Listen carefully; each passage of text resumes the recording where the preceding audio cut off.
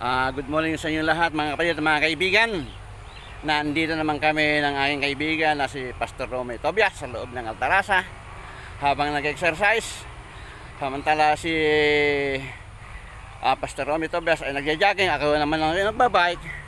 Kaya pinarada ko muna yung aking bike dito para pakinggan natin ang mensahe natin sa umagang ito sa year 2024. Okay, Pastor Romeo Tobias, go ahead.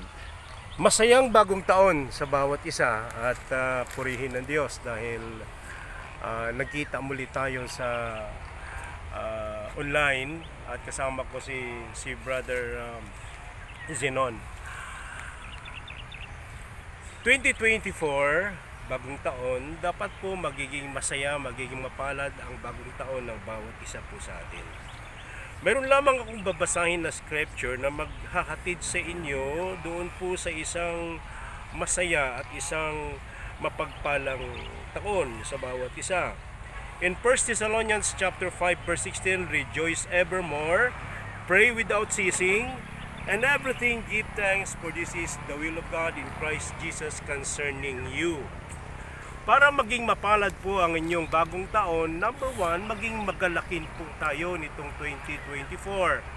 Dahil pag hindi ka po magalak, ikaw ay malungkutin, then ang 2024 ay isang masalimuot na taon sa bawat isa. Ano ba yung rason bakit tayo maging magalak? Ano ba yung rason bakit tayo maging masayahin nitong 2024?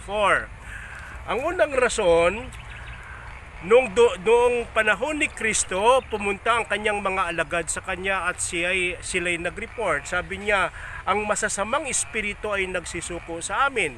Sinagot sila ni Kristo, huwag kayong magalak ng masamang espiritu ay magsisuko sa inyo. Ikagagalak ninyo na ang inyong pangalan ay nakatala sa langit. Amen. Isang kagalakan po na ang ating pangalan ay nakatala sa langit itong 2024. Bakit? Dahil pag hindi nakatala ang pangalan mo sa langit, ikaw ay kasama sa paghahatol o itatapon ka ng Diyos sa dagat-dagatang apoy. Ang sino mang pangalan ang hindi nakatala sa langit, nakasulat sa aklat ng buhay, ay itinapon doon sa dagat-dagatang apoy. Paano ipatala ito? Simple lamang, pagsisiya ng kasalanan, tanggapin si Kristo bilang tagapagligtas ng inyong buhay, panaligan siya na siya'y namatay, inilibing at muling nabuhay. Amen. Para matiyak mo po yung langit. Yan po yung rason bakit tayo maging magalak, kaya maging magalakin tayo nitong 2024. Pangalawa po, manalangin na walang patid. Sa buong taon ay nararanasan natin ang kabalisaan, ang stress. Ang stress ay mawawala ito pag ikaw ay palaging lumuluhod sa Diyos, pag ikaw ay palaging lumalapit sa Diyos sa pamamagitan ng panalangin. Pangtatlo po, para maging magalakin ang ating 2024, ay iyong pasalamatan ang Diyos sa lahat ng bagay na mayroon ka. Dahil ang nagbigay ng kagalakan at pagpapala ay ang Diyos at ibinigay ng Diyos sa iyo ang lahat ng bagay. Kaya dapat ka po maging masaya itong 2024. Kaya lahat ng bagay na mayroon ka, pasalamatan mo po ang Diyos. Tatlong bagay lamang para maging masaya ang iyong 2024. Maging magalakin, manalangin walang patid, pasalamatan ang Diyos sa lahat ng bagay. Salamat po!